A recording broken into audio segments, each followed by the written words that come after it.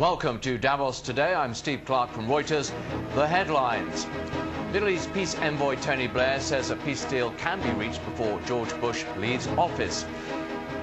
As temperatures rise in the Clinton-Obama race for the Democratic Party nomination, we ask the referee if it's getting personal. And we'll be talking to Carlos Ghosn, the chief executive of Renault and the man who turned around Nissan, as we set the agenda at Davos Today.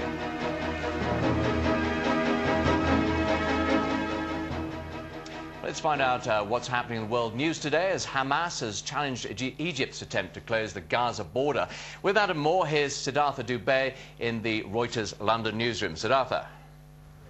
Morning, Steve. We begin, as you say, in Gaza and the failure by Egyptian security forces to stop the surge of humanity across the Gaza border into Egypt. The scene at the breached Rafah border crossing on Friday evening was one of chaos. Egyptian security forces tried in vain to hold back thousands of Palestinians making a dash for Egypt, taking with them motorcycles, livestock, basically any household item they could transport.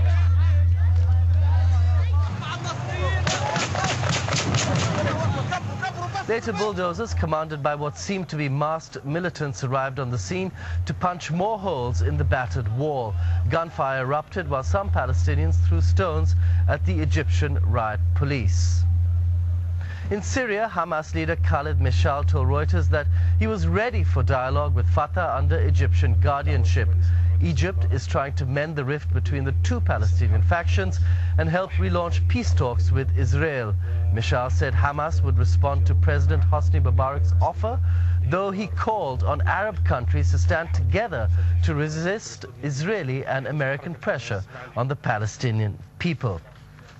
To Paris, and police in the French capital searched the apartment of the Société Générale dealer blamed for running up a $7 billion loss. Jérôme Kerval has gone underground and his family says he was a scapegoat for the trading scandal. Plainclothes police entered his apartment in a wealthy Paris suburb. Bosses at SocGen are under a lot of pressure to give a fuller account of how a junior employee duped them and ran up huge losses. Venezuela's Hugo Chavez has accused the United States and neighboring Colombia of plotting an invasion of his country. The Venezuelan president said Bogota was acting as Washington's pawn. He made the statement during a visit by Nicaragua's Daniel Ortega. Hugo Chavez is currently mired in a row with Colombian President Alvaro Uribe, who hosted an American trade mission led by Secretary of State Condoleezza Rice on Friday. The United States is looking to muster support from Latin American nations to counter Mr. Chavez. Finally, to the United States, the economy has become the central issue for Democratic candidates Hillary Clinton and Barack Obama ahead of the important South Carolina primary later today. The South Carolina primary is an important one for Obama, who enjoys a comfortable lead in the polls. Mrs. Clinton has won the last two Democratic primaries, and Mr. Obama is looking for a big win in the U.S. South. Well, Steve, that's it for me right now. Back to you in Davos. Well, thanks very much, Siddhartha. Davos has often been a flashpoint for trade talks, and ministers meet here again today. Last year at Davos, they agreed to kickstart the stalled Doha round, but this year the outlook looks gloomier, with November's US elections presenting a potential roadblock to progress in 2008. So can things move forward after Davos? Well, to discuss that, I'm joined by Susan Schwab, the US trade representative, and Niall Fitzgerald, chairman of Reuters, who's been involved with trade issues for many years and is moderating the panel on trade here in Davos today. Starting with you, Susan Schwab, the Doha round got momentum last year, out of Davos specifically, but expectations seem somewhat lower this year. We were optimistic last year. As you know, the talks broke down in Potsdam last summer. We're trying to get some traction. I mean, from the U.S. perspective, President Bush is fully committed to a successful Doha round outcome in 2008. And the talks here in Davos this week could, in fact, prove significant in terms of regaining momentum. I think there is a sense of urgency with what's going on in the world economy, a sense of momentum, and we're going to be quietly optimistic. Niall, do you get that same sense of urgency yourself, and can a deal be done before the summer to beat the American political cycle, if you like? Well, I certainly hope a deal can be done. It has to be done. I mean, the world needs a deal. Sense of urgency is there. I mean, we've been at a minute to midnight now for about 3 years, and sort of the seconds are running out. We're now into the last second or two. But I have sensed a determination that if we don't come through Davos with people having found a basis to have conclusive discussions over the next few months, that then it won't happen. So this really is literally the last minute. So what are the consequences, Susan Schwab, if this deal is pushed up to or beyond the American elections, and how much of a stumbling block is that sense of slight political paralysis, if you like? Well, if the outcome isn't conclusive this year, I think all of us expect that things would slow down for a year or two or more, and there's a real question, could we pick up traction again? And that, quite frankly, has very little to do with our election and a lot more to do just with Doha fatigue. I mean, we're in year 7 now. The question, though, will be, are the key players ready to go and ready to negotiate seriously? A lot of people can point to the U.S. election and blame that as the reason for not negotiating. That is simply an excuse. You have 152 countries in the WTO. At any given point in time, somebody has an election going on. We'll be there at the table. We'll be serious. We will make our contribution and then some. And the question then is, where are the other developed countries and advanced developing countries without whom we really can't have a successful development round? But Niall Fitzgerald, isn't the mood music around this somewhat discordant? Hillary Clinton on the campaign trail has been questioning the value of the whole Doha round, and Peter Mandelson has been saying the EU is not particularly united over these issues. Isn't that working against things? I don't think one should get too distracted by what's being said in the margins of an election campaign. I think the issue is today, a lot of the discussion here in the last few days has been about the state of the world economy. So if there was ever a moment when people say we have to get back to getting new momentum behind the liberalised trade agenda, it's now. Otherwise we'll have a combination of protectionism beginning to grow up at a time when the world is potentially going into recession. And that can't be good for anybody. Susan Schwab, what about the economic background? We've had this market turmoil this week. We've seen the Fed cut rates and a lot of nervousness in the market. To what extent does that drive people back towards fears of protectionism, if you like? I think it has two effects, and it's a sort of a push-me, pull-you kind of effect. On the one hand, there is a fear of protectionism, a fear of retrenchment, economic isolationism.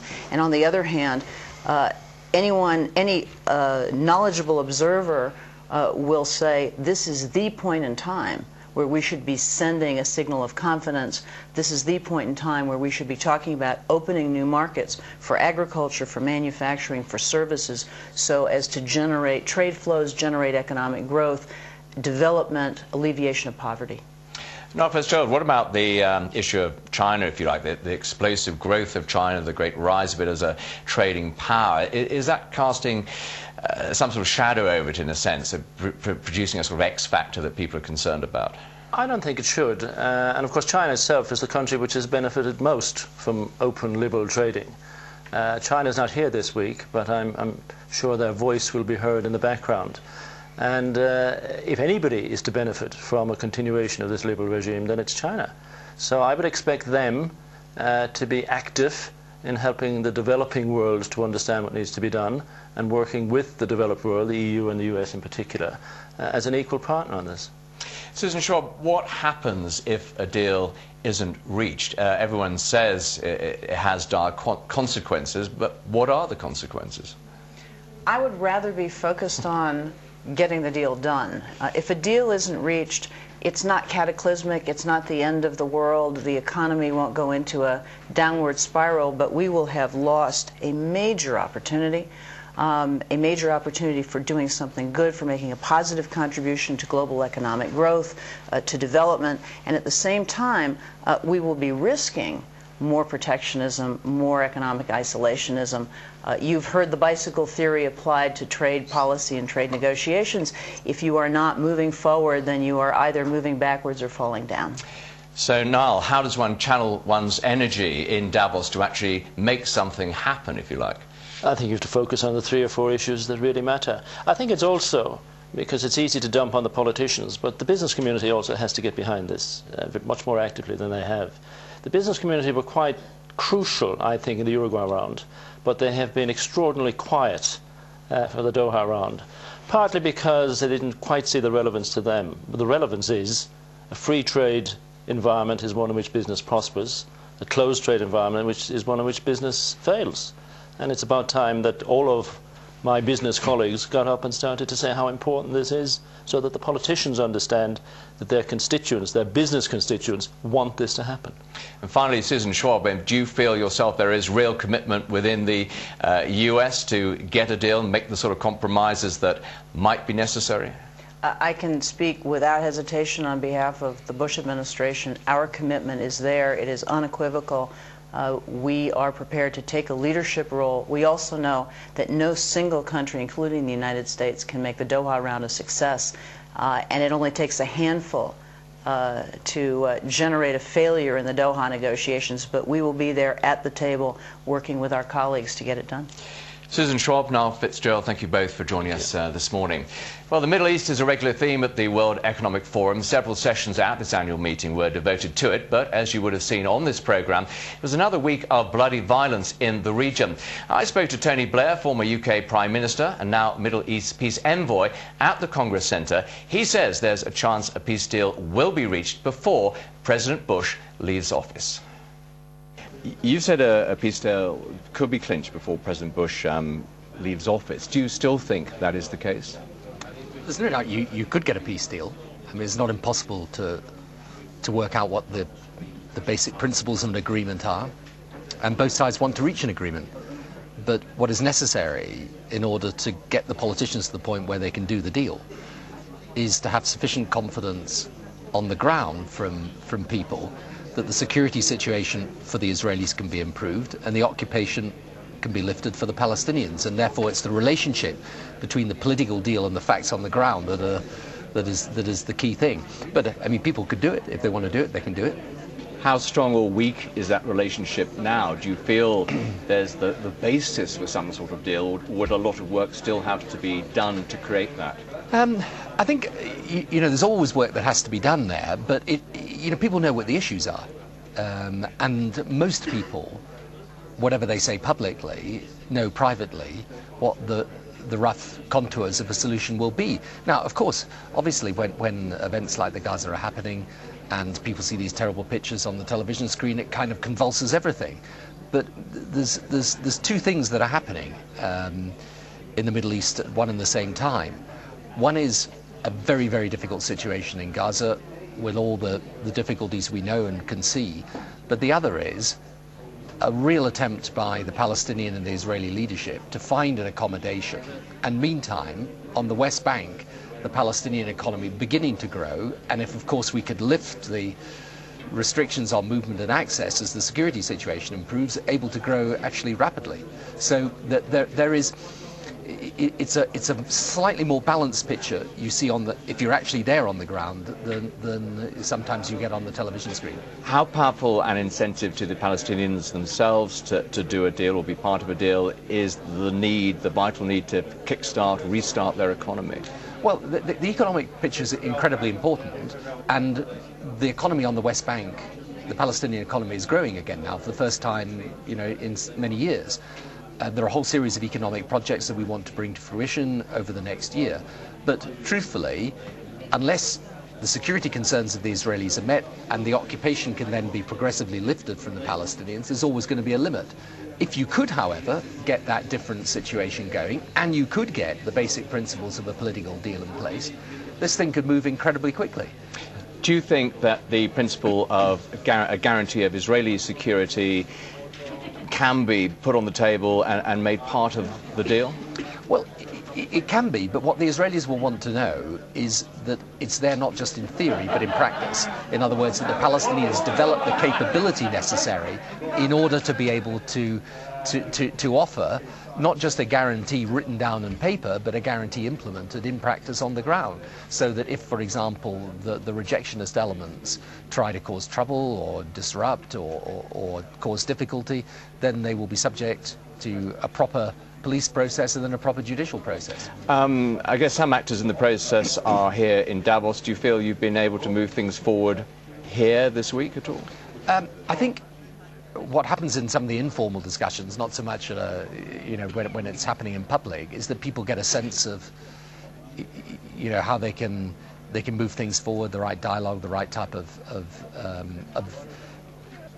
way of trying to move through some of these intensely difficult issues. But the key thing to understand the whole time is that actually getting an agreement, a political agreement, is not as difficult as it seems. What is really difficult is meeting the security concern of the Israelis, the occupation concern of the Palestinians. It's how you work your way out of that in my view, is actually the key then to getting the political agreement. You seem to be outlining a very pragmatic agenda. What actually has to happen next to make this take place? What needs to happen next is that we do everything we can to boost the Palestinian economy, because it's important that people see some jobs, some hope, some rise in living standards. Secondly, that we have, I think, a different and better strategy for Gaza, one that isolates the extremists and helps the people, not the other way around. And thirdly, it is necessary to get the right security concept that allows, over time, the Israelis to be more confident that the Palestinians can handle the security, the Palestinians to handle that security, and the occupation to be lifted, because that will be the key to making this thing work. So it's the politics, the economics, and the security, and they're all linked together. So do you believe then peace really can be achieved by the end of this year? I think it's doable this year if people want to do it, because the thing that I think is interesting about this is that the issues haven't changed. People sometimes say, oh, we've had all these agreements before. Actually, we've never had an agreement before. They never reached an agreement before, but they could reach an agreement. But in order to reach the agreement, you've got to pass what I call a minimum credibility threshold with the people, the Israeli people, the Palestinian people. That means the Israelis starting to believe the Palestinians are serious about security, and the Palestinians starting to believe that the Israelis are serious about lifting the occupation. You've been talking about faith issues here in Davos. How does that play into the Middle East conflict? Look, sometimes people say that the issues to do with the Middle East and the problems we have in the world, extremism and so on, these aren't really religious problems. And I'm afraid the trouble is they are, in the sense that people have defined themselves in relation to their different religious faiths, and that then becomes cultural, and that then becomes political, and that then becomes the point of division. And the question in the modern world is, can people of different cultures and faiths, in an era of globalization that is opening everything else up economically, can people culturally and in faith terms open up to each other, not in the sense of giving up your own faith and your own tradition, but respecting the faith and tradition of the other? And yes, it's a major, the question for the 21st century, in my view, is, as globalization changes the world, can you define a reasonably common set of values?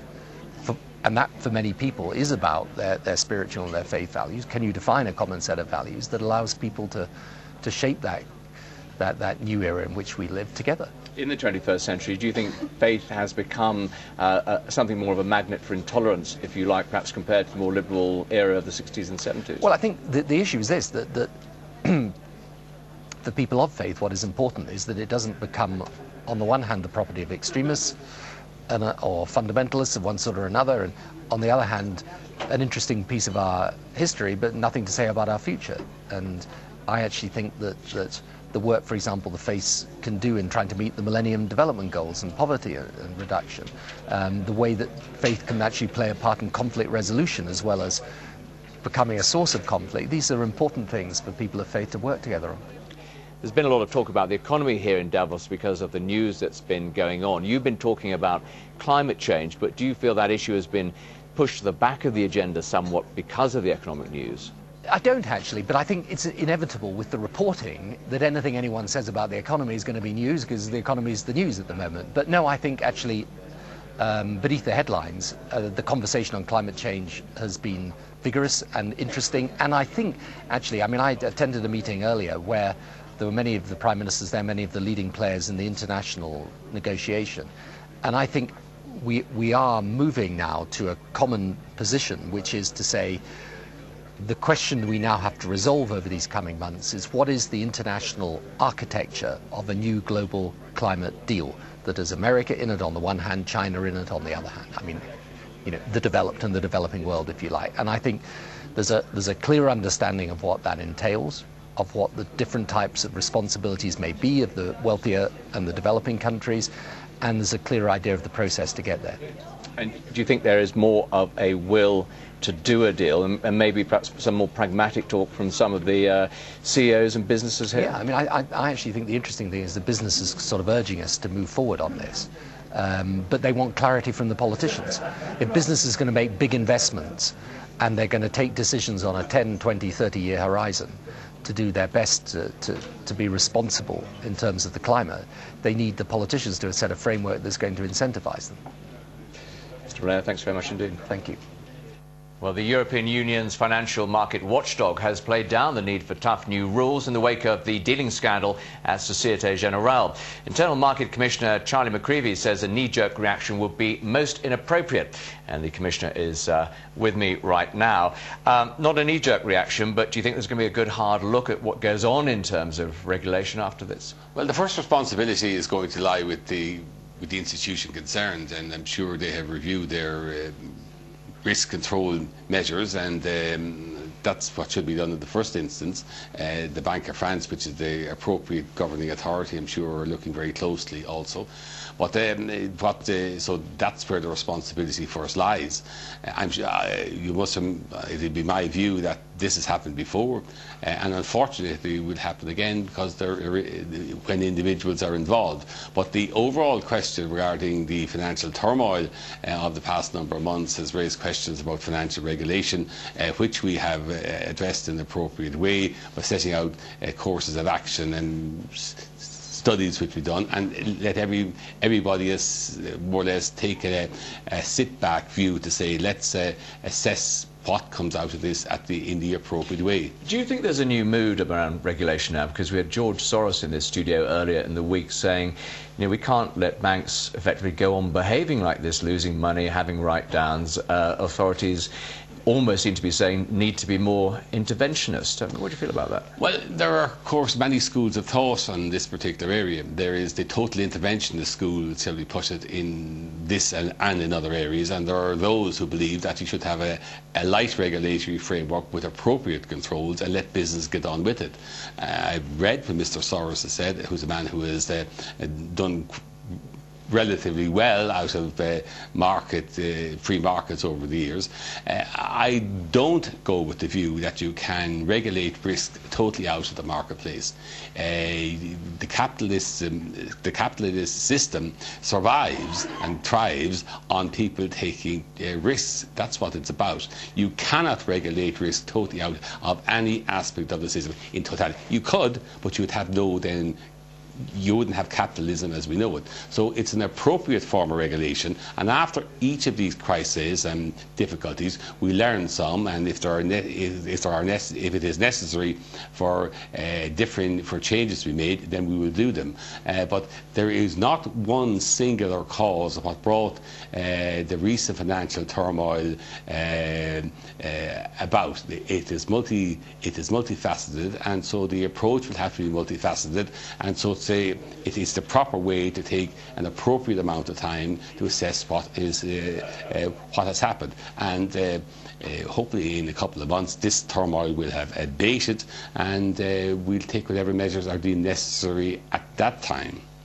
What about the broader scene in Europe? You're there in part to break down barriers to ensure that things like cross-border mergers can happen. And yet there's a very mixed stance on that in Europe. We have someone like President Sarkozy talking in a quite a protectionist way in many senses, someone like Gordon Brown saying we must not be protectionist. Do you feel there's a lack of agreement on just how far barriers can be pulled down within Europe? There are, of course, but that's nothing new. That hasn't occurred in 2007 or 2008. That type of debate has been ongoing in Europe since the last 50 years and beyond, and at one time or another one side is in the ascendancy over the other. and in a union of 27, there are different views about this. There is, irrespective of what party or parties are in power in France, there is a French view of markets. There is a UK view in the last 20 years or so, which was not the UK view in, say, from 1960, say, to the mid-70s. And I'm heavily on the side of free markets, and I think that's what makes the economy thrive. And if anyone has better solutions and ideas and can prove that they work better, then please send ideas on to me.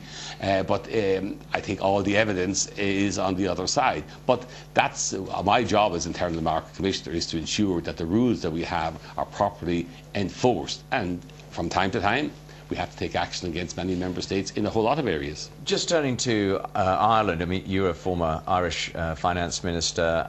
It's the only EU member holding a referendum on the new Lisbon treaty. Were you surprised by that? And are you confident it's going to get through? No, I was a member of the Irish government for a long time, and this arises from our constitution, and in particular a decision back in the late 80s when an individual went to the Supreme Court in Ireland saying that the government had to have a referendum on quite a small aspect of an international treaty. And arising from that Supreme Court decision, Irish governments have to put questions like this to the people. So it's not, I'm sure the Irish government and all the political parties in Ireland, because they're all supportive of the treaty, there's only one party against, namely Sinn Féin, and everybody else is for the treaty, but we are obliged by the constitution to have it. So it's not like what you'd have in France or in the Netherlands or the United Kingdom, where it would be optional for the government to put the question before the people. We don't have a say in Ireland, and that's why it's put before the people, and it's the only way it can be ratified. The date has not yet been set by the Irish government for the referendum, but it's going to be a quite interesting campaign, and made more interesting in that the whole focus of Europe is going to be upon one member state, because we are the only member state having to make this decision by a referendum of the people. Johnny McCreevy, thank you very much for joining us in Davos today. Well, over the past few years, the World Economic Forum has been paying ever more attention to the environment and green issues. Jane Barrett reports on the latest initiative here at Davos. Discussions at Davos can tend to focus on highfalutin finance, but all the business deals and all the political decisions could be derailed by one simple ingredient: water. Surrounded by snow in the Swiss Alps, it is hard to imagine a life without water. Yet a fifth of the world's population struggles to find enough to live on. That is expected to rise to a third by 2025. Population growth will make the problem worse. So will climate change. As the global economy grows, so will its thirst. Many more conflicts lie just over the horizon. Already the world has witnessed one brutal war triggered by drought, in Darfur. Recent studies reckon that water shortages could cause political instability or war in more than 100 other countries as global warming takes its toll. That's over half the world's population. A billion people around the world don't have access to clean water, so getting that sorted out, particularly in rural areas, is a really big issue. The World Economic Forum focused on climate change last year and is now homing in on how to ensure more people have access to clean water. Among the ideas that have come up are using technology to cut the amount of water needed to grow crops, to cool factories, or simply to keep offices clean. Others have suggested charging people for non-essential water use, like filling their swimming pools, or setting up a market for water rights, similar to the carbon trading system. 70% of the world's water use is in agriculture. So for us, we want to make sure that companies really aim to be water neutral if they're taking water off the land and in their production. Companies and governments have been called to account to improve their use of water. Both the United Nations and the World Economic Forum will be monitoring their progress. But time is running out, and both say that action is needed, fast. Jane Barrett, Reuters. You're watching Davos Today. I'm Steve Clark for Reuters. It's 7:29.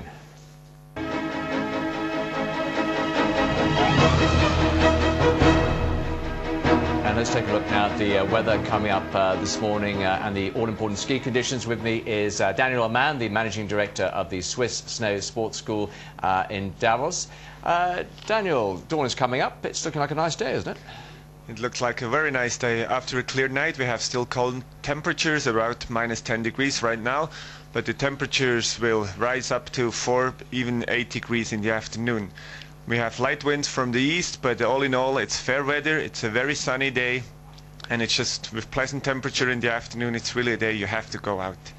Indeed it is, and I'm going skiing today, so I really want to know the answer to the next question. Where is the best place to go? So, I mean, you know where you're going already, so I would also go to Parsen, go on top to the Weißfluggipfel on 2,844 meters. You have a very clear view, so it should be spectacular being up there, and then ski down to Parsenhütte or to Wolfgang. Daniel, thanks very much indeed. You're listening to Davos Today. I'm Steve Clark. It's coming up to 7:30. Let's get the world news now. We're going across live to Siddhartha Dubey in the Reuters London newsroom. Siddhartha.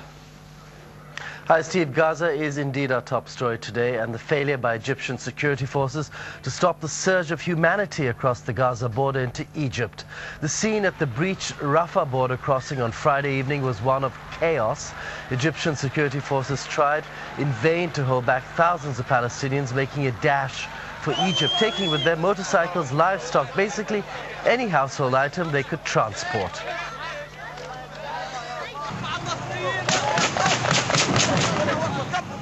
Later, bulldozers commanded by masked Hamas militants arrived on the scene to punch more holes into that battered wall. Gunfire erupted while some Palestinians threw stones at the Egyptian riot police. In Syria, Hamas leader Khalid Mashal told Reuters that he was ready for dialogue with Fatah under Egyptian guardianship.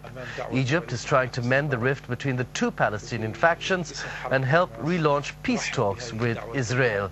Mashal said Hamas would respond to President Hosni Mubarak's offer, though he called on Arab countries to stand together to resist Israeli and American pressure on the Palestinian people. To Paris, and police in the French capital searched the apartment of the Société Générale dealer blamed for running up $7 billion in losses. Jérôme Keval has gone underground, and his family says he was a scapegoat for the trading scandal. Plainclothes police entered his apartment in a wealthy Paris suburb. Bosses at SocGen are under a lot of pressure to give a fuller account of how a junior employee duped them and ran up huge losses.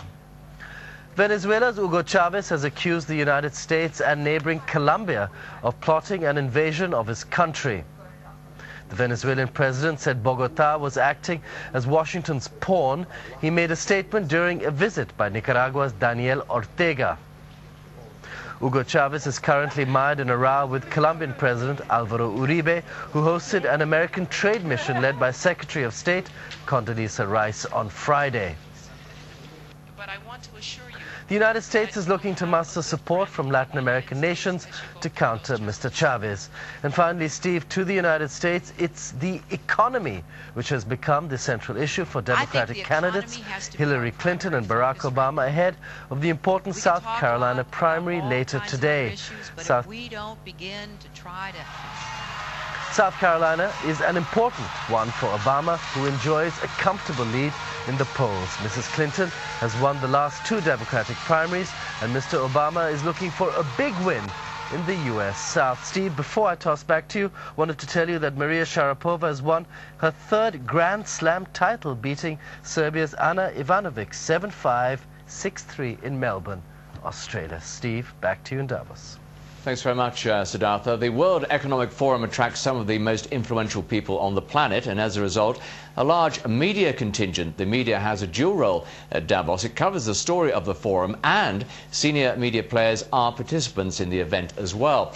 This is all taking place as broadcasters and publishers are under intense scrutiny after a series of incidents which have seriously undermined public trust in the media.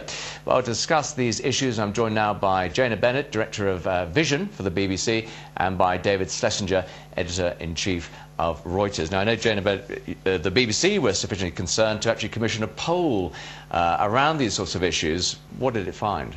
Well, we found that, firstly, the BBC has a very sort of strong position on trust in terms of institutions in Britain, and I think it's echoed in terms of its brand values internationally. But we also saw that we had taken a knock, along with other broadcasters, from the sort of set of sort of editorial failings that happened particularly from this summer onwards, but regarding things like telephony, interactivity, and where the other broadcasters had took a bigger dip in trust than we did. We did take a dip because the audience expects very, very good things and very good standards from the BBC. So they did really recognize that we had also put our house in order and been very transparent and very open about the failings, which were to do with some audience members or other production staff being audience members in competitions when both radio and television programs had lost, say, telephony, people calling in.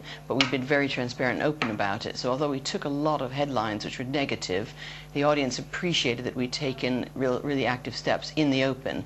And I think one of the reasons why we've bounced back and are bouncing back is because we've been sort of very, very open about what we're doing next, which is to make sure our staff are really well trained and so on. I think other broadcasters have been slower to recover because of this sort of a lack of being quite so out in the open about what happened and what they're going to do about it. Right, so David Schlesinger, is it all about being honest in the end? Now, Reuters had its own issues like these when a photographer doctored a picture out of Beirut.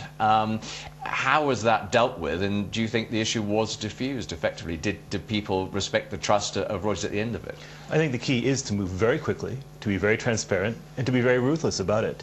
No organization can be 100% perfect. We've just seen this week with Societe Generale that one rogue trader can affect a bank. Well, one rogue reporter can affect a news agency. You just have to deal with it very quickly, very openly, and absolutely ruthlessly when it happens.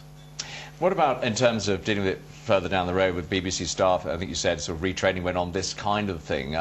But do you think a culture had grown up where people weren't paying attention, in a sense, to what it meant to be trustworthy? I don't think there was I don't think you could conclude that there's a cultural problem, a broad one, but there were pockets of, there were very different and disparate bits of editorial failings, not connected, but they reach for some of the same sort of emergency actions, which is when, let's say, phone lines went down or didn't get enough calls in, thought, oh, let's have a member of staff be the public, and that is a breach of trust. I wouldn't draw conclusions from that about whether people have a shared idea of what those sort of emergency measures were, the wrong measures. But what we have done is to move forward, is to say it's good for all of our staff to actually have, firstly, a discourse about ethics, because it's really about what's right and what's wrong, and some things are just absolutely wrong and we shouldn't do it, and make that message incredibly clear in the organization, for avoidance of doubt, knowing that most producers, most program teams actually have very high standards. We have really very strong production and producer guidelines in the BBC, but make sure that people are also aware that every editorial team needs to discuss how you make decisions, why you make them, and that sort of should be a more active and ongoing thing, again, to make sure that the culture of the place knows that our standards are everything, our trust is everything, and indeed these were slightly ridiculed in the papers a bit, that we were taking truth courses or whatever. Actually, the results of doing these has been very, very well received. Everybody I know who's done it, including myself, and having senior people in the BBC go to these courses and be part of this debate and this discourse about program making, program judgments, journalistic judgments, has gone down really, really well. Davos Today, of course, it's not just about the internal view, because it's the external view too. If you take the Reuters picture, was exposed in effect by a blogger, by a website, and the media is under much more scrutiny now by people, if you like, are not mainstream media, but are just looking in there from the outside. We see some at Davos now. There's bloggers, there's all over the place. Does that make it tougher to really be absolutely right in what we're doing? Is there danger of being exposed at any moment? On the contrary, I think it's a wonderful thing. I think what is happening when you have the audience in a conversation with the professional newsmaker is then you actually have a better chance of getting it right. Because as soon as you get it wrong, someone will tell you, someone will argue with you. And it's in that conversation, it's in that discourse, it's in that testing of ideas that you actually become much better. So I think the current environment is actually much better for accuracy and much better for enforcing standards, because the audience is part of that police force. What about the media scene here in Davos, Jane? I don't know if you've been before, but it feels sometimes like a very large media bubble with media talking unto media. We're doing it today on this program. What's been your impressions of that? Well, I think it is my first time at Davos, so it's kind of, to me, striking how accessible people are. And I don't mean, I didn't think it was a media bubble so much as a sort of a big bubble of very important people who are running the world. I mean, so being able to have access to world leaders, to top people in business, also top academics. And I was very struck by the number of scientists who are here in scientific sessions, because science drives so much innovation, for example. It's sort of embracing a lot of things. And I think it's amazing how it's kind of very leveling, or a kind of sort of event, in that this access means you can do more types of stories as a journalist, but also the sort of media entertainment sessions are very good, both the closed sessions and the more open ones. Open debate is great, but the closed ones also allow you to share problems in a slightly more quiet and protective atmosphere, which is also very valuable. David, I wonder if there's a bit of mirrors within mirrors here, because someone like yourself, you know, you're the editor-in-chief of Reuters, there's Reuters journalists covering this event, and yet you're also a participant as well. You're sort of insider. Do you ever sort of feel uncomfortable about that? Absolutely. I think you have to be very careful about that. And so I try to keep a very straight line. I am a participant. I am, of course, also leading all of editorial, but I try not to get involved in the day-to-day writing of the stories here or in how the leads are constructed, because I do have this dual role. If I'm chairing a session, well, I clearly have an interest in that session, and so I have to stay out of how that session might be reported. Okay, David Schlesinger and Jane Bennett, thank you very much for joining us today.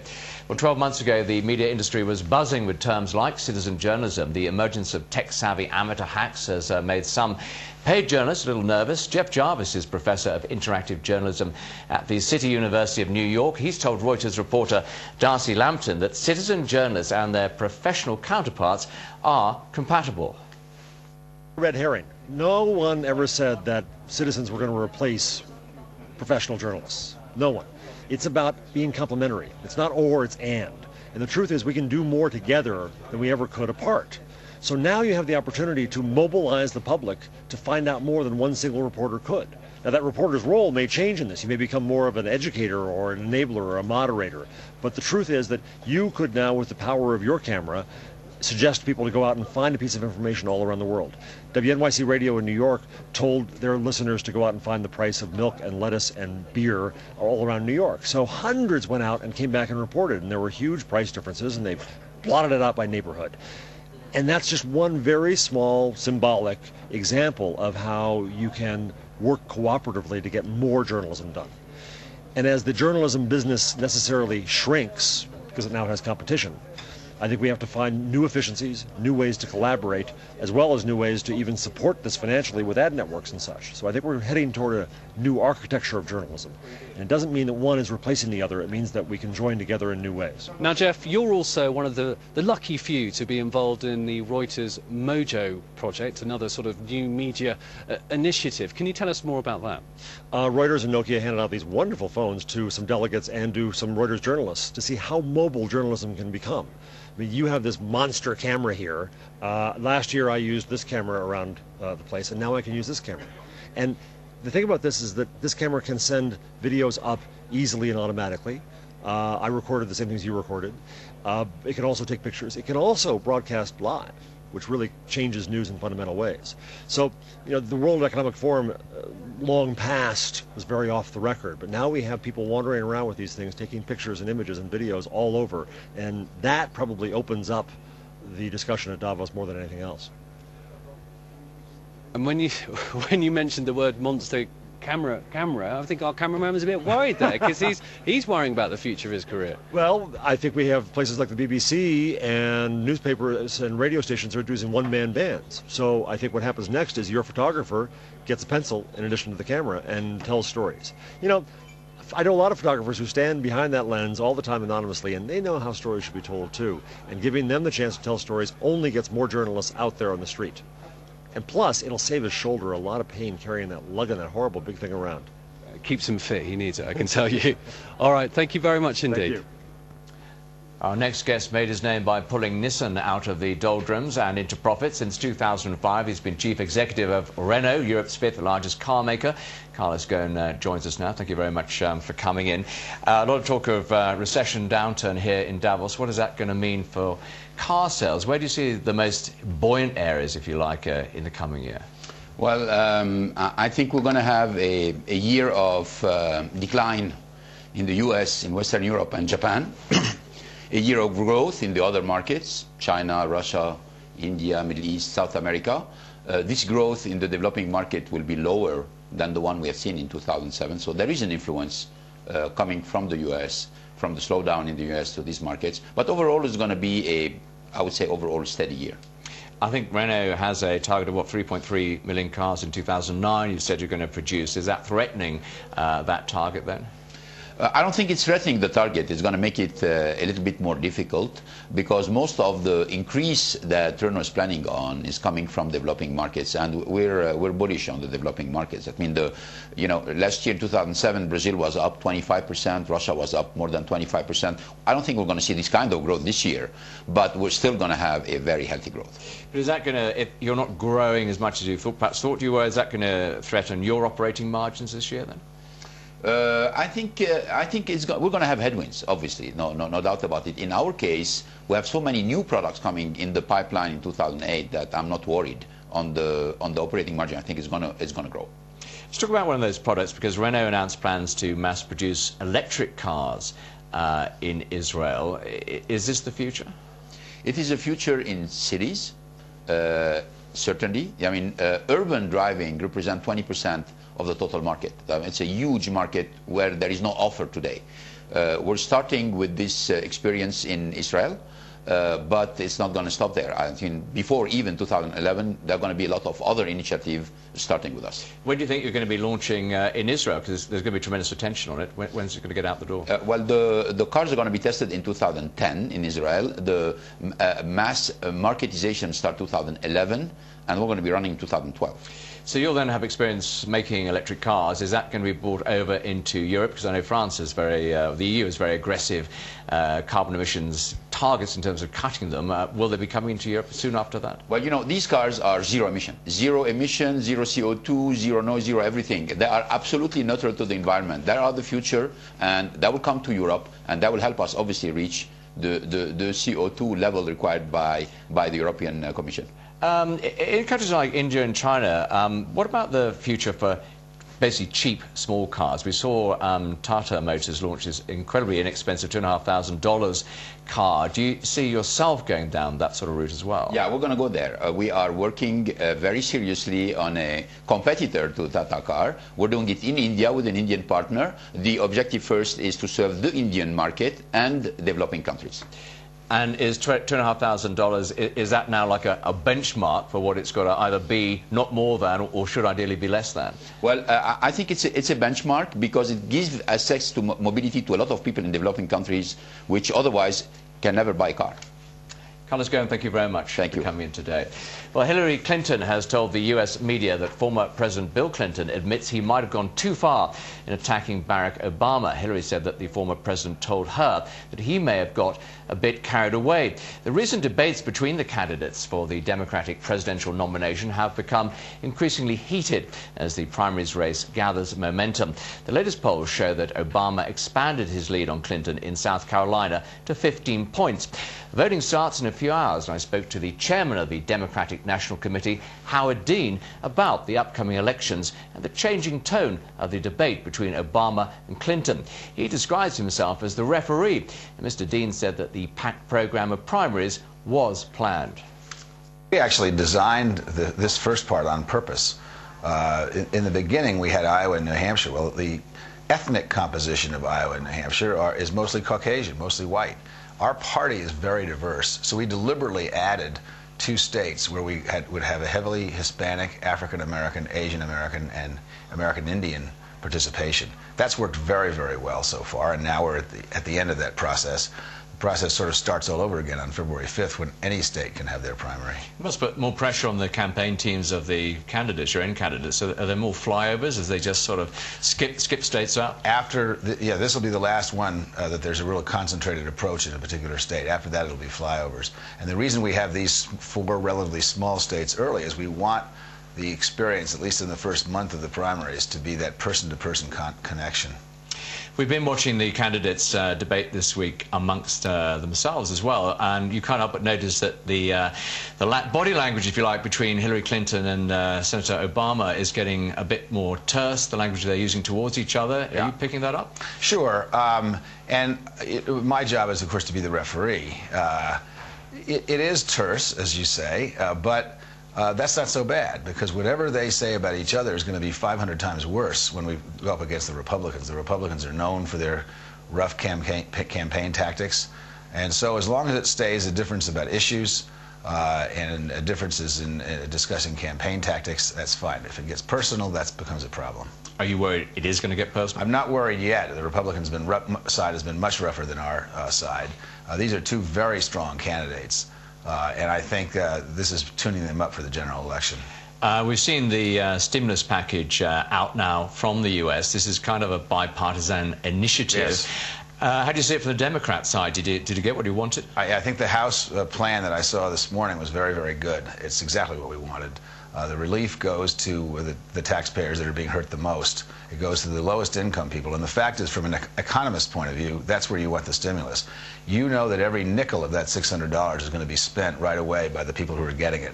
Makes no sense to cut people who are making $300,000 or $400,000 a year, because that doesn't necessarily go right into the economy.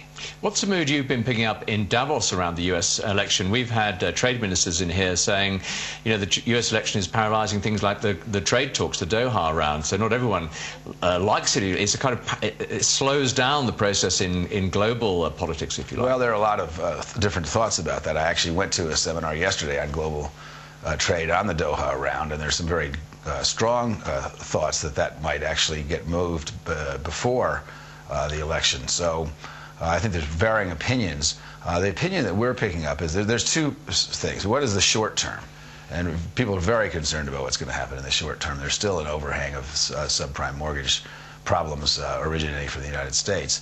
In the longer term, I think people think there's going to be a shakeout, and it's probably not a bad thing as long as the pace of the shakeout can be controlled. In the United States, it's likely to be more difficult. I think the real thing that people are worried about is not that there's going to be a shakeout, because there will be, and we hope that can be controlled and not go too fast. The real problem is inflation. You can't have these central banks cutting interest rates like this and then not expect particular inflation, particularly in the United States where the dollar has gone south so fast. Do you think then the economy, when we do get to the real campaigning and the real election, is going to be a major issue? If it is a major issue, it'll be put the Democrats in a very good position. Parties that have messed up the economy do not get reelected. They just don't. And so I think it will be a major issue. It already is. In fact, if you poll, the economy has now become a more important issue than the war in Iraq. I'm afraid that's not very good news for the Republicans. And unfortunately, it's not very good news for the American people. But it certainly is more likely to cause us to end up with a Democratic president. Howard Dean, thanks a lot for joining us today. Thanks for having me on. Howard Dean there. Well, now with the weekend upon us, skiing will be top of the agenda for many in Davos, with plenty of snow on the slopes. It's easy to overlook the impact of global warming, but experts have warned against complacency amid growing evidence that milder temperatures pose a genuine threat to alpine tourism. Reuters' Darcy Lampton now reports. At this time of year, you can be sure at least 2 things in Davos will be on display: power and powder. But 12 months ago, snowflakes were a little thinner on the ground. It sparked renewed debate about the threat of global warming to alpine tourism. Without a clear strategy, environmentalists warn jobs and money could soon melt away. Michael Lenning is chief researcher at the Swiss Federal Institute for Snow and Avalanche Research in Davos. We need to distinguish. There is the low altitude resorts, and they are seeing an immediate and a very serious threat. The high altitude resorts, they will profit on the short term because they get the additional customers coming in from the lowlands. And as you see, we have enough snow here. Tourism in the Alps is a key contributor to the economy of alpine countries. Between 60 to 80 million tourists visit the region every year. To protect those numbers, Lenning says flexibility is key, whatever the weather. It is important for them to diversify, also given the fact that we observe more warming in the Alps than in the surrounding areas. And we can see this already happening. There has been a tremendous increase in artificial snow production just to set off the effect of maybe less natural snow. But we also see diversification on the activities, so people try to, the tourist resorts, they try to offer different activities which don't depend so much on natural snow itself. Well, if snow here in the Alps is not quite like gold dust, it's certainly becoming a more precious commodity. The message from the experts behind me is don't panic. But it's clear resorts here in Switzerland and elsewhere in the Alps would be advised commercially to prepare for all eventualities. And in the meantime, journalists like myself doing pieces to camera surrounded by this much snow still remain during the forum a very tempting target. Darcy Lampson, Reuters. And that was a 10th take too. People Tree describes itself as the pioneer in ethical fashion. Its founder, Safia Mini, has been in Davos this week and admitted on her blog that dressing for the occasion was a challenge, as not only does she have to deal with the business casual style inside, but temperatures of -10 outside. Well, ethical fashion has been seen as a very small niche, but now bigger retailers are getting into the game. And Safia Mini joins me now. We called it there ethical fashion, but actually you call it fair trade fashion, don't you? That's right. We're working together with marginalised communities in developing countries to really bring fair prices, the technical assistance needed to make a marketable product, and then advance payments so that producers can access international markets through fashion. This goes beyond ethical fashion, which is actually looking at meeting those minimum standards in terms of labour practice and environmental laws. This we really need to bring to the high street as an absolute norm. So you're sourcing unusual things, you might say, from unusual places. That must add a lot of cost to the clothes. Well, it's a phenomenal challenge, to be honest. We're working with indigenous people in the Sierra, in Peru, with remote communities of farmers to bring them through from conventional farming to organic farming, and with weaving communities in Bangladesh and India and Nepal. So yes, it's a challenge, and it does add cost. Now, is this a business then or a campaign? Are you trying to change the way we dress, or is this just another way of improving your offering, if you like, in terms of your own clothes that your company makes? Well, we're certainly a fair trade business, and we have as one of the key objectives really to be a catalyst within the fashion business to really clean business and trade up. Clearly we know that the system that we're working with doesn't put important issues like the people that make the products that we buy every day and the environment right at the centre, and is quite unsustainable. So what we're looking at doing is proving a model that does work both for the people that produce it and the environment. How do you feel then when bigger retailers move into the space you're occupying with their own ethical offerings? Are you pleased that you've changed their minds, or do you think they're hypocritical at one level? Well, I think this is really, really exciting. It proves that consumers want products that match their values. We now have 5% of the ethical household basket in Britain being made up with product. This is £33 billion. This is a huge sum of money, and this is growing day by day. Ethical and fair trade fashion has increased by 90% just in the last year. So this is really exciting that consumers are really making their voice very, very clear by seeking out the alternatives and putting pressure on the mainstream to source and to sell organic and fair trade fashion. Fair trade fashion often comes from quite warm countries, so how tough is it to dress right in Davos in something that's been made by a South American tribe? Well, that's right, yes. Well, you start with the layering, which is organic cotton underwear, and then up through lovely Peruvian organic alpaca knits and yes, Nepalese knits. So it's been an interesting challenge, but I've been warm and cosy.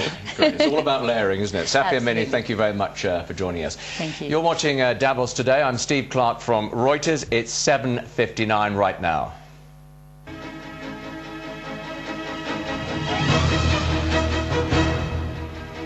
Well, let's take a look now at the weather coming up in Davos this morning with the ski conditions. Here's Daniel Amann, the managing director of the Swiss Snow Sports School in Davos. Dawn is coming up, Daniel, and it's looking pretty nice out there.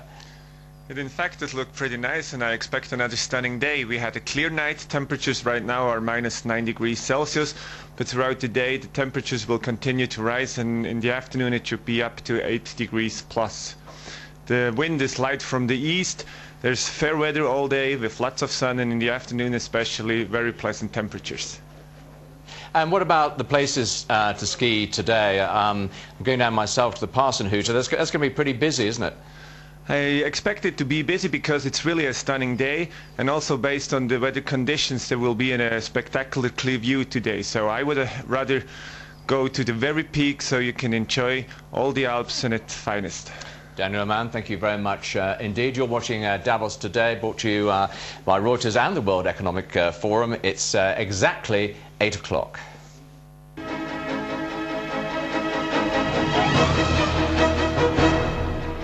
Let's get the world news now. We cross to Siddhartha Dubey in the Reuters London newsroom. Siddhartha.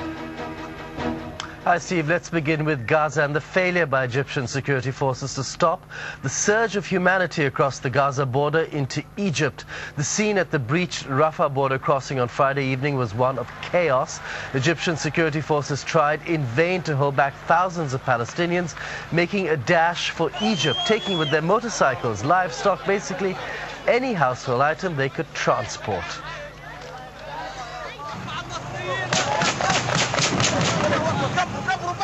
Later, bulldozers commanded by masked Hamas militants arrived on the scene to punch more holes in the battered wall. Gunfire erupted while some Palestinians threw stones at the Egyptian riot police. In Syria, Hamas leader Khalid Meshal told Reuters that he was ready for dialogue with Fatah under Egyptian guardianship. Egypt is trying to mend the rift between the two Palestinian factions and help relaunch peace talks with Israel. Meshal said Hamas would respond to President Hosni Mubarak's offer, though he called on Arab countries to stand together to resist Israeli and American pressure on the Palestinian people.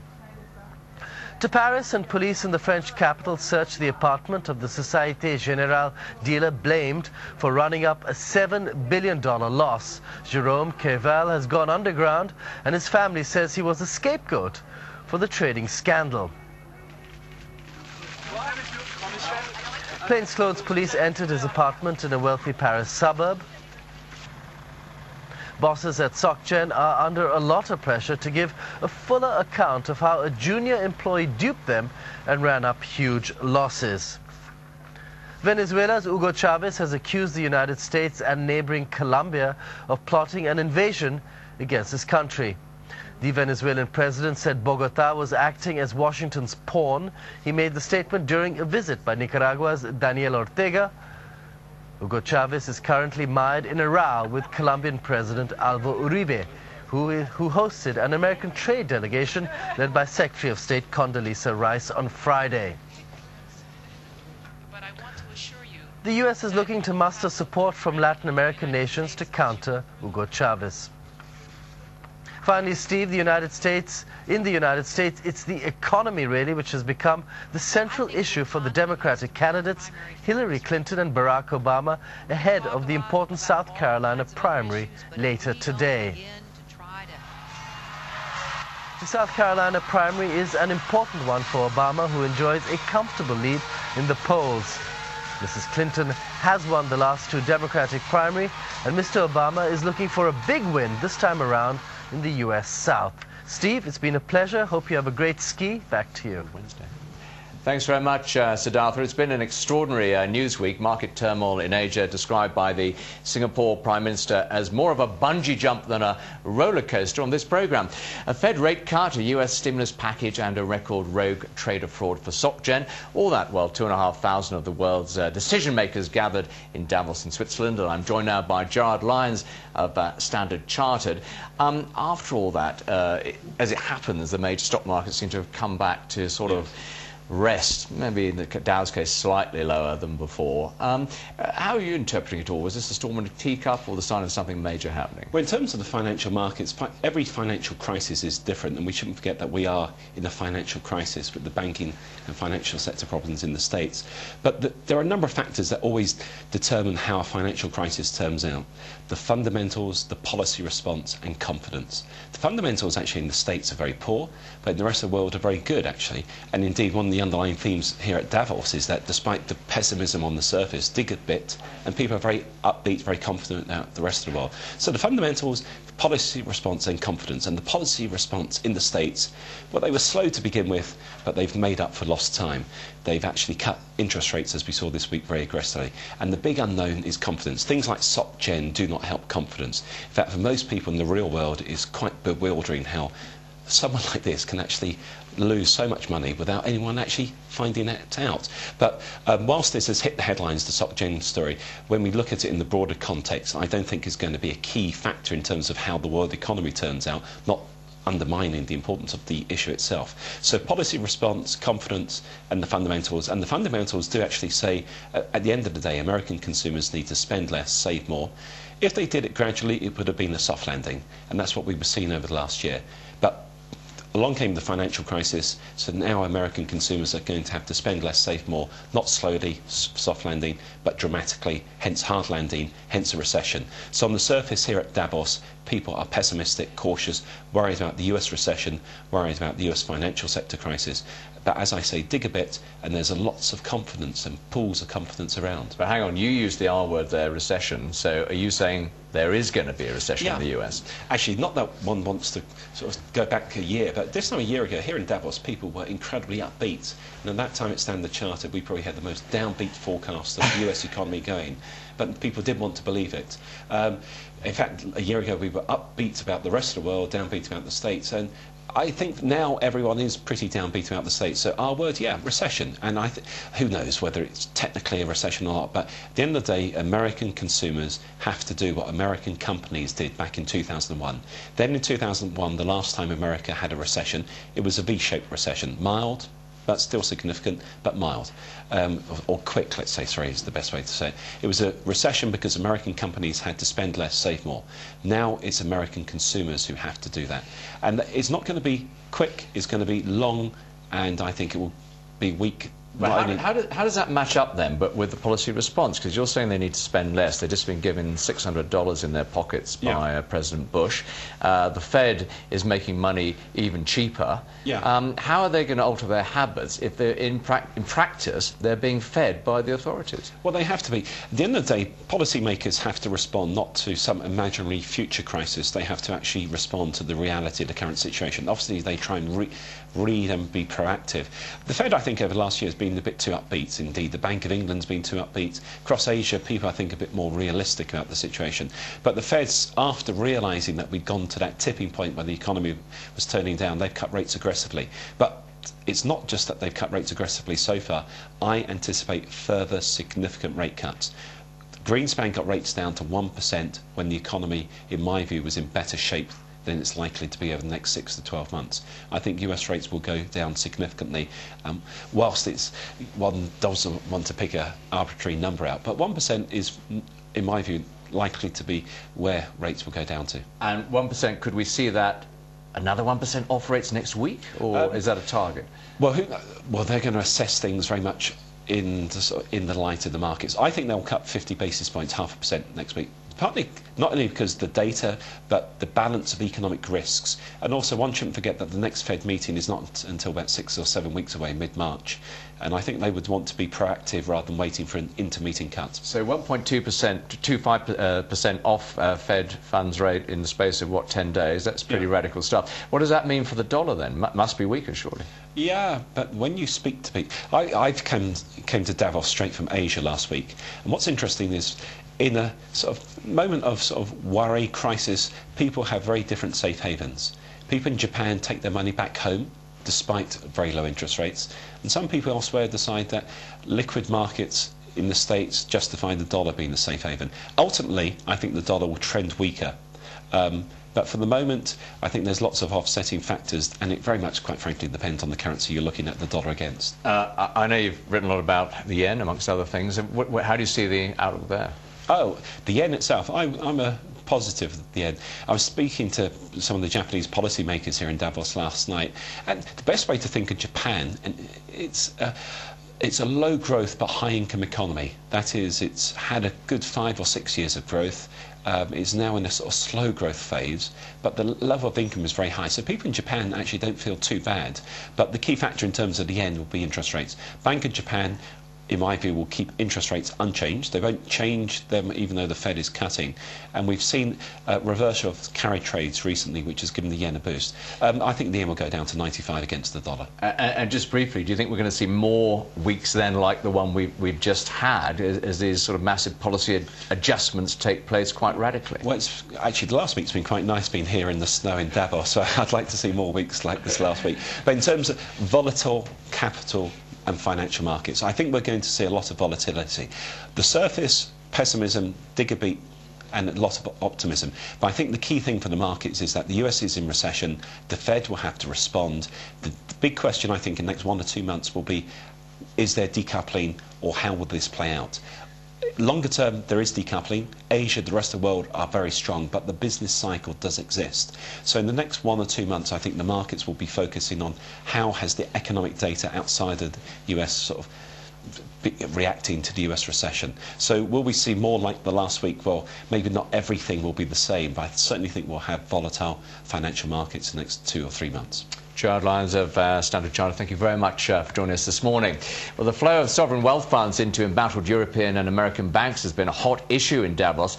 Earlier this month, French President Nicolas Sarkozy labelled the funds aggressive, while others have called for regulation. But official action is unlikely.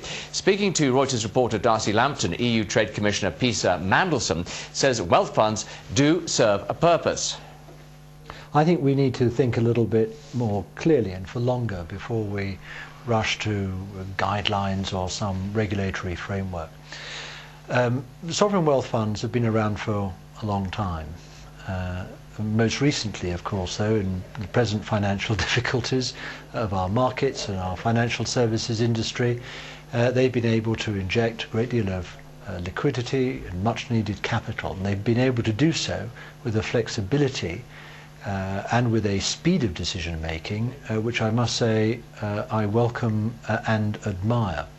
The issues, I think, are to do with governance. I mean, if they govern themselves properly, I mean, independently of their state sponsors or governments, and take clearly commercially driven decisions, and if they respect the governance of those companies or institutions in which they're investing, then I think that we can be fairly relaxed, I mean, no less vigilant, but fairly relaxed about how we approach any possible guidelines or regulations. So I think so far they've proved themselves good investors, needed investors, sensitized to the way in which we do things in Europe and in the developed world. And before we make any departures, I think we should just let them road test what they do for a little longer. And how concerned should people be by the emergence of these funds buying sensitive stakes in financial organisations, especially when they themselves lack a considerable amount of transparency?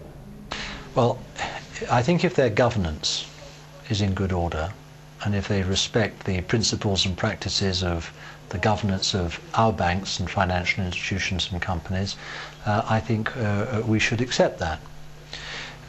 But clearly we've got to put thought into this. I'm not saying that we should stop thinking about it or stop monitoring their actions or stop evaluating their behaviour. All I'm saying is that I don't think we should rush to any different judgment from the judgment we've applied to their operation to date, just because they're becoming more visible.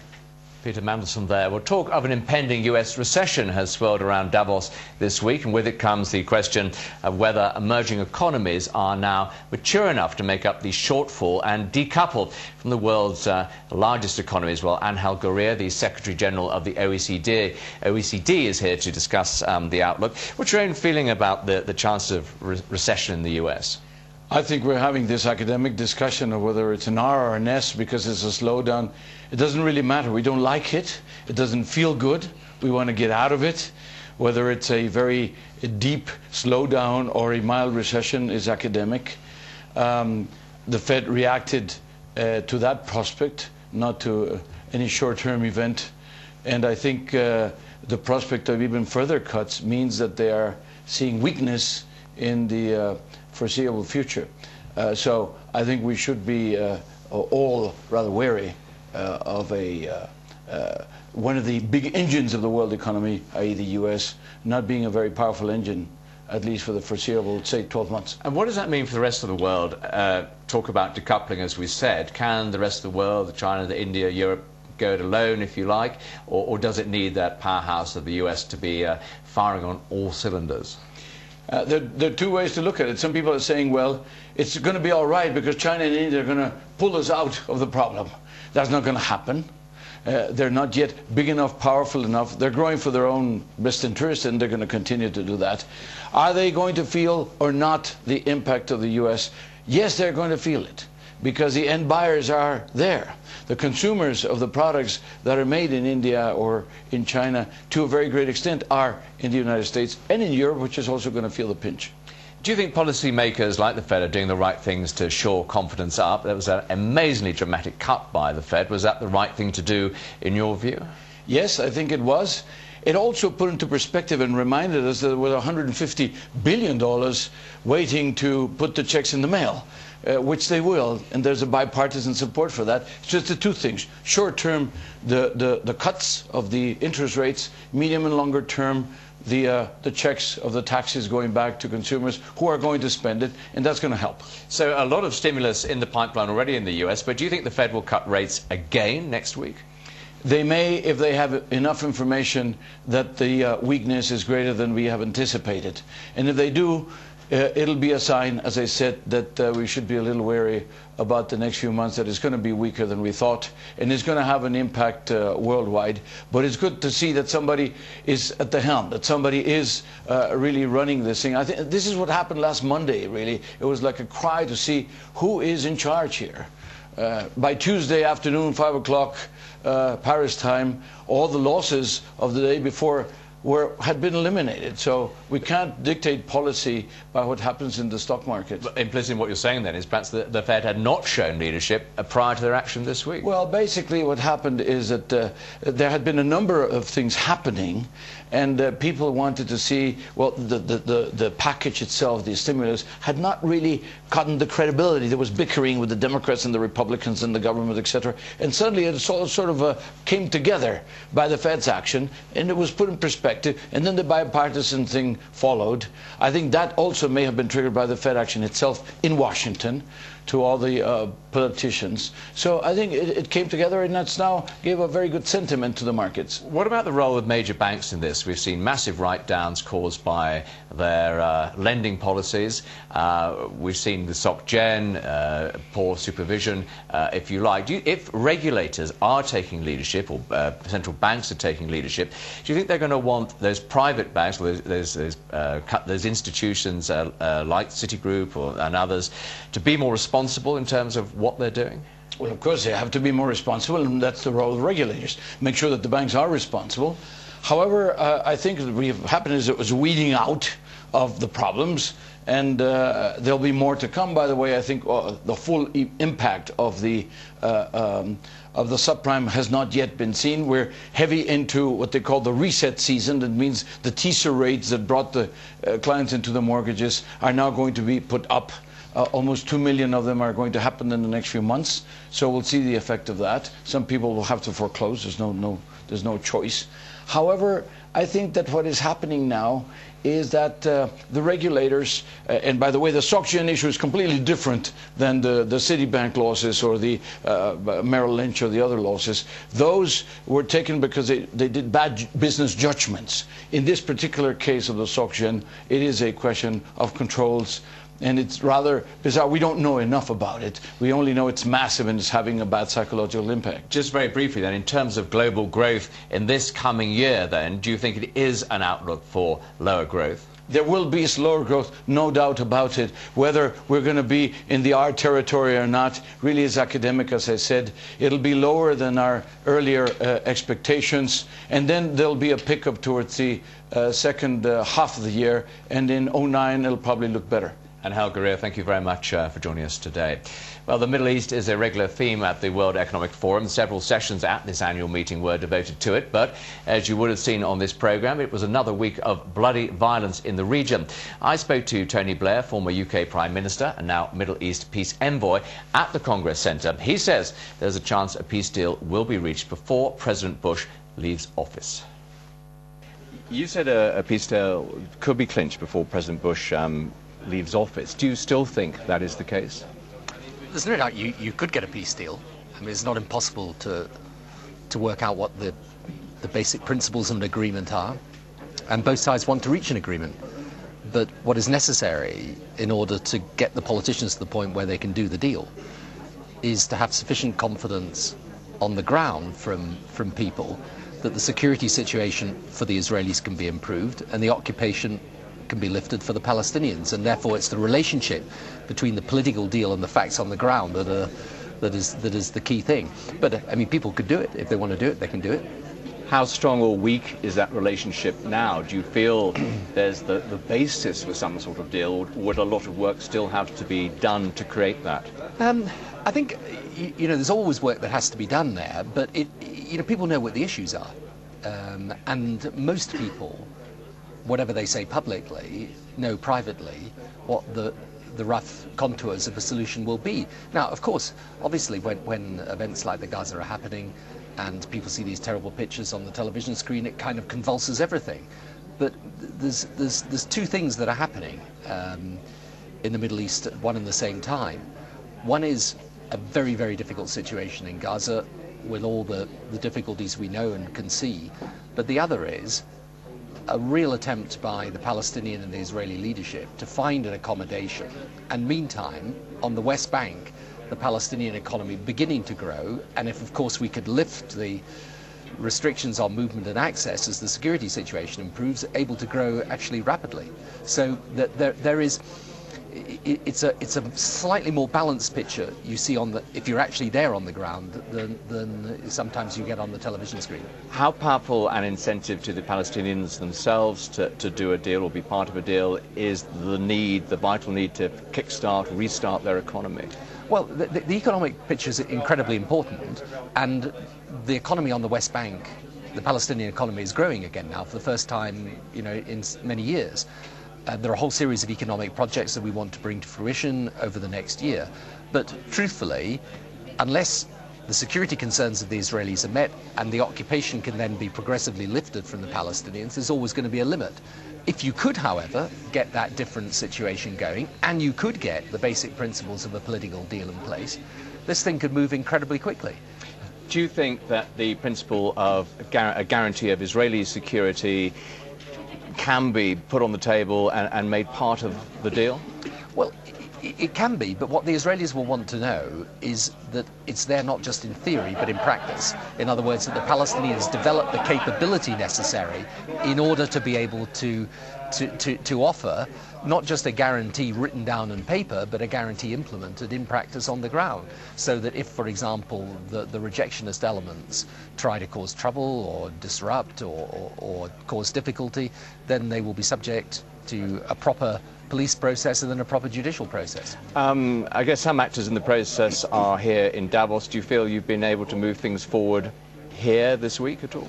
I think what happens in some of the informal discussions, not so much when it's happening in public, is that people get a sense of how they can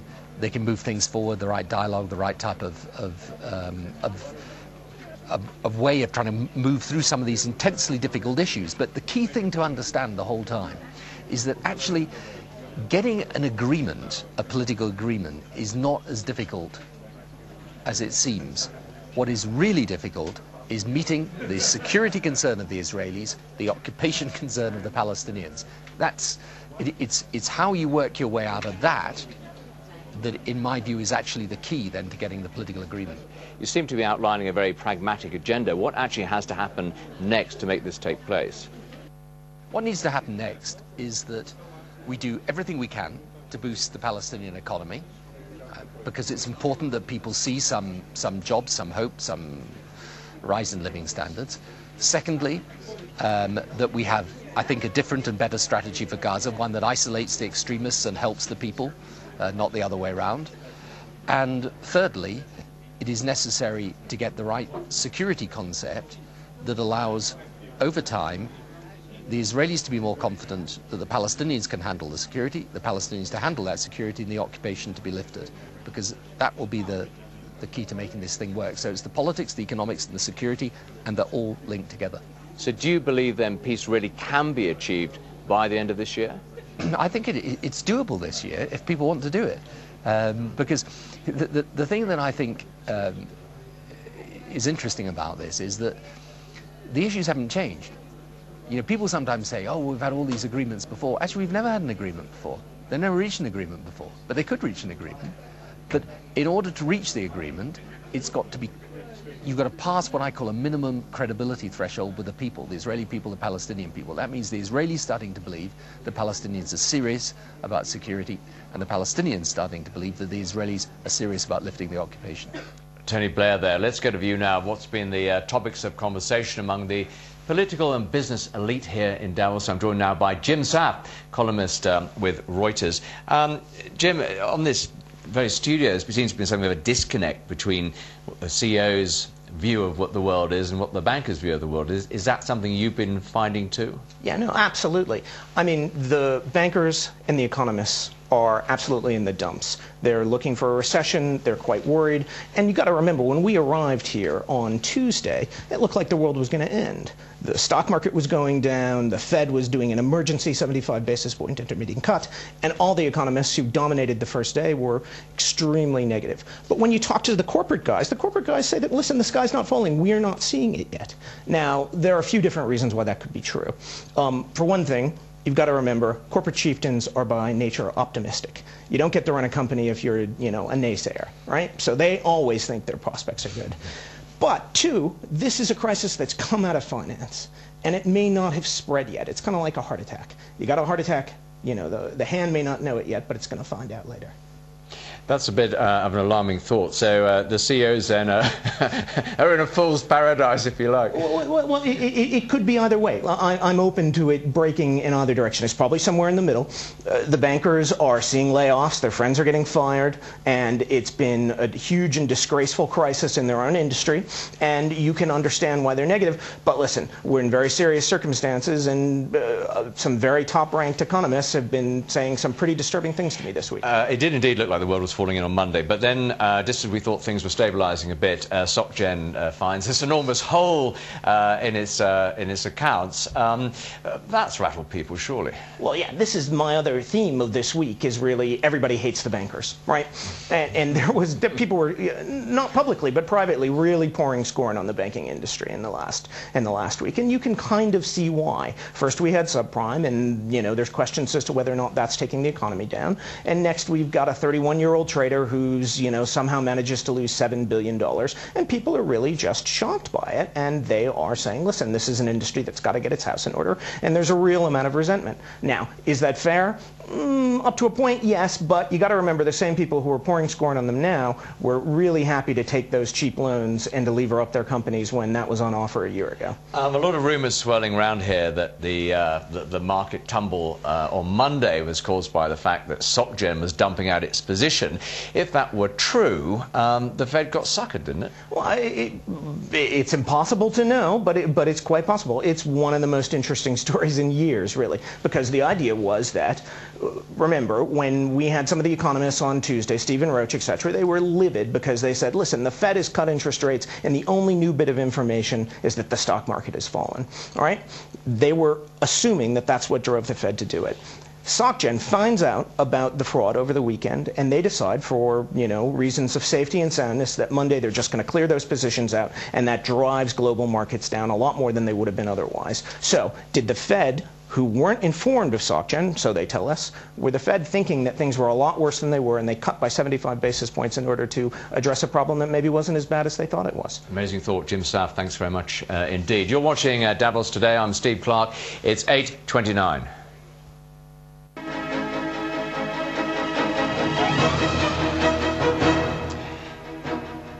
We'll get the weather now from Daniel Aman. Daniel, what's it doing today? It's going to be another stunning day. We had a clear night. Temperatures right now are minus 9 degrees Celsius, but throughout the day it will continue to rise, and in the afternoon we expect plus 6 to 8 degrees.